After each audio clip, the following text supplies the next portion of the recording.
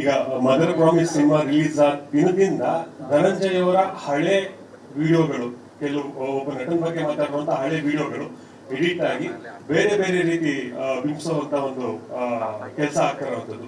ನಾವು ಅಂದ್ರೆ ಯಾವಾಗ ಈಗ ಕೂತ್ಕೊಂಡು ಪೇಜ್ ಓಪನ್ ಮಾಡಿದ್ರು ಸ್ಕ್ರೋಲ್ ಮಾಡ್ತಾ ಇದ್ರೆ ಅದೊಂದು ವಿಡಿಯೋ ಬರುತ್ತೆ. ಧನಂಜಯ್ ಅವರು ಹಳೆ ವಿಡಿಯೋಗಳು ಏನು ಮಾತಾಡುವಂತದ್ದಿತ್ತು ಅದು ಬೇರೆ ರೀತಿ ಬಿಂಬಿಸ್ತಾ ಇರುವಂತದ್ದು. ಸೊ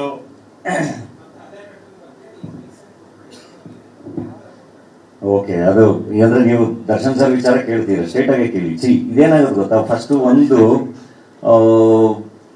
ಯಾವಾಗ್ಲೂ ಈಗ ಸುದೀಪ್ ಸರ್ ಒಂದ್ಸರಿ ಅದನ್ನ ಹೇಳಿದ್ರು. ಆಕ್ಚುಲಿ ನೀವು ಹೋಗಿ ಎಲ್ಲಾ ಕಲಾವಿದ್ರನ್ನು ನಿಮ್ಗೆ ಹಿಂಗ ಆಯ್ತಲ್ಲ ಏನ್ ಅನ್ಸುತ್ತೆ ಅಂದ್ರೆ, ಯಾವ ಕಲಾವಿದನು ಸಡನ್ ಆಗಿ ಏನೋ ಆನ್ಸರ್ ಮಾಡಕ್ ಹೋದಾಗಲ್ಲ ಒಂದು.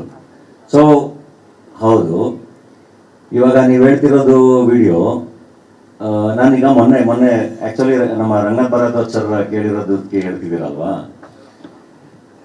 ಈಗ ನಂದು ಕೋಟಿ ರಿಲೀಸ್ ಇದೆ ಆಯ್ತಾ, ಆ ರಿಲೀಸ್ ಎಲ್ಲ ಬಿಟ್ಬಿಡಿ.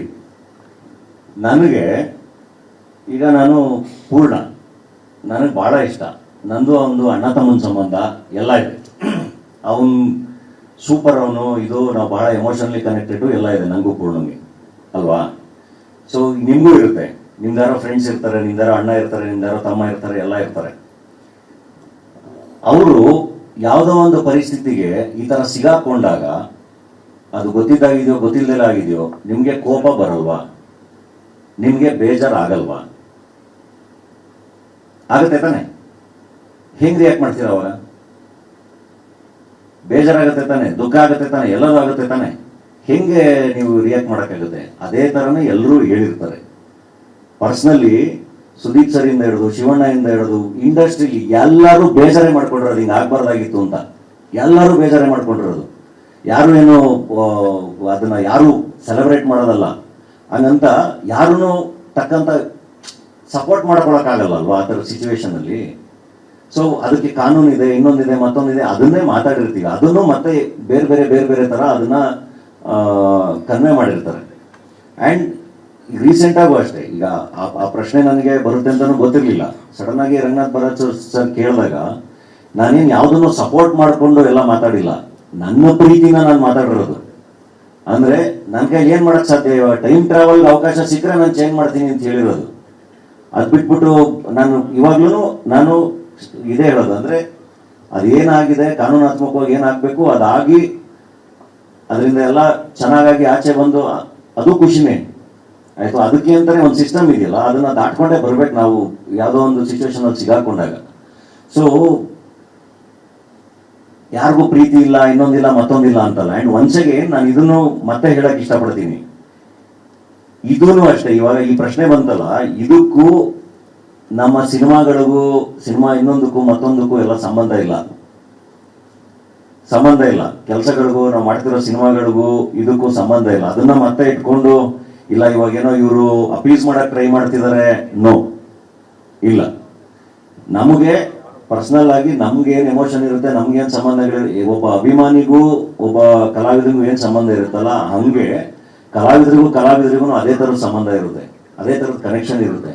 ಅಂಡ್ ನಾವು ಕೂಡ ಅಭಿಮಾನಿಗಳಾಗಿ ಅವ್ರೆಲ್ಲ ನೋಡ್ಕೊಂಡ್ ಬಂದಿರ್ತೀವಿ, ನಮಗೂ ಅದೇ ಕನೆಕ್ಷನ್ ಇರುತ್ತೆ. ನಿಮ್ಗೆ ಹೆಂಗ್ ಬೇಜಾರಾಗಿರುತ್ತೆ, ನಿಮ್ಗೆ ಹೆಂಗ್ ಕೋಪ ಬಂದಿರ, ಯಾಕೆ ನಿಮ್ಗೆ ಯಾರಿಗೂ ಕೋಪನೇ ಬಂದಿರಲ್ವಾ ಫ್ಯಾನ್ಸ್ಗೆ? ಹಿಂಗಾದಾಗ ಈ ತರ ಸಿಚುವೇಶನ್ ಹಿಂಗ್ ಮಾಡ್ಕೋಬಾರ್ದಾಗಿತ್ತು ಅಂತ ಅನ್ಸಿರಲ್ವಾ? ಹಂಗೆ ನಮಗೂ ಅನ್ಸಿರುತ್ತೆ. ಸೊ ಅದು ಪರ್ಸನಲ್ ಕನೆಕ್ಷನ್ ಇದ್ದಾಗ ಮಾತ್ರ ಅನ್ಸೋದು. ಸೊ ಪ್ರತಿ ಸರಿನೂ ಪ್ರತಿಯೊಂದನ್ನು ಬೇರೆ ಬೇರೆ ಬೇರೆ ಬೇರೆ ಬೇರೆ ಬೇರೆ ತರ ಬಿಂಬಿಸಿ ಅದೆಲ್ಲದನ್ನು ಒಂದು ಇಡೀ ಒಂದು ಆಸ್ ಎ ಇಂಡಸ್ಟ್ರಿ ಅದನ್ನ ಬಹಳ ನೆಗೆಟಿವ್ ಆಗಿ ಅದು ಆಗ್ಬಿಟ್ಟಿದೆ. ಹಂಗ ಆಗ್ಬಾರ್ದು ಅದು. ನೀವು ಮತ್ತೆ ದರ್ಶನ್ ಸರ್ ಒಟ್ಟಿಗೆ ಕೆಲಸ ಮಾಡಿದಿರ, ಒಳ್ಳೆ ಒಡನಾಟ ಇದೆ. ಆದ್ರೆ ದರ್ಶನ್ ಅವರ ಫ್ಯಾನ್ಸ್ ನಿಮ್ಮ ಮೇಲೆ ಕೋಪ ಮಾಡ್ಕೊಂಡ್ರು, ನೀವು ನೇರವಾಗಿ ಏನಾದ್ರು ಹೇಳ್ಬೋದಾ? ಅಲ್ಲ, ನಾನು ಒಬ್ಬ ಅಭಿಮಾನಿನೇ ಅಲ್ವಾ. ನಾವು ಅದನ್ನ ತುಂಬಾ ಸರಿ ಎಲ್ರಿಗೂ ಅದ್ ಹೆಂಗೆ ಹೇಳೋದು, ಅಂದ್ರೆ ಅದನ್ನ ವಿಟ್ನೆಸ್ ಮಾಡಿದಾರಲ್ವಾ. ನಾ ಹೇಳ್ತಿರೋದು ಪ್ರಾಕ್ಟಿಕಲಿ ಅದೇ. ಈಗ ಸ್ವಂತ ಅಣ್ಣ ತಮ್ಮದಿರ ಜಾಗದಲ್ಲಿ ಇದ್ರೂ ಇದೇ ತರ ಇರುತ್ತೆ. ಸೊ ಇದು ಒಂದು ಪ್ರೋಸೆಸ್. ಅದು ಕಾನೂನಾತ್ಮಕವಾಗಿ ಏನಾಗ್ಬೇಕು ಹಂಗೆ ಆಗ್ಬೇಕು. ಯಾರು ಏನು ಚೇಂಜ್ ಮಾಡಕ್ಕಾಗಲ್ಲ, ಯಾರು ಹೋಗಿ ಟಕ್ಕಂತ ಏನೋ ಬದಲಾವಣೆ ಮಾಡಕ್ ಆಗಲ್ಲ ಅದು. ಅಂಡ್ ಆ ಘಟನೆ ಆಗಬಾರ್ದಿತ್ತು ಅಂತ ಅಷ್ಟೇ ನಾವು ಹೇಳಕ್ಕಾಗುತ್ತೆ, ಬಿಟ್ರೆ ನಮ್ಮ ಕೈಯಲ್ಲಿ ಯಾರ ಕೈಯಲ್ಲೂ ಬೇರೆ ಏನು ಇರಲ್ಲ. ಅಂಡ್ ಎಲ್ಲರೂ ಒಳ್ಳೇದಾಗ್ಲಿ ಅಂತಾನೆ ವಿಶ್ ಮಾಡ್ತಾ ಇರ್ತೀವಿ. ಸರ್ ಒಂದು ನಿಮಿಷ.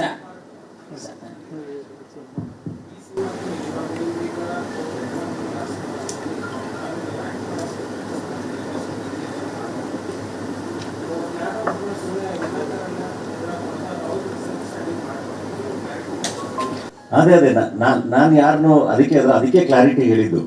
ಅಂದ್ರೆ ನೀವು ಹೆಂಗೆ ರಿಯಾಕ್ಟ್ ಮಾಡಿರ್ತೀರಲ್ಲ ಹಂಗೆ ನಿಮ್ಗೇನು ಅನ್ಸಿರುತ್ತಲ್ಲ ಅದೇ ನನಗೂ ಅನ್ಸಿರುತ್ತೆ. ನಾನು ನಿಮ್ಮೊಳಗೆ ಒಬ್ಬನೇ, ಆದ್ರೆ ಅದಕ್ಕೆ ಬೇರೆ ಬೇರೆ ಅರ್ಥಗಳನ್ನ ಎಡಿಟ್ ಮಾಡಿ ಕೊಟ್ಟಿರ್ತಾರೆ ಅಷ್ಟೇ ಅಂತ.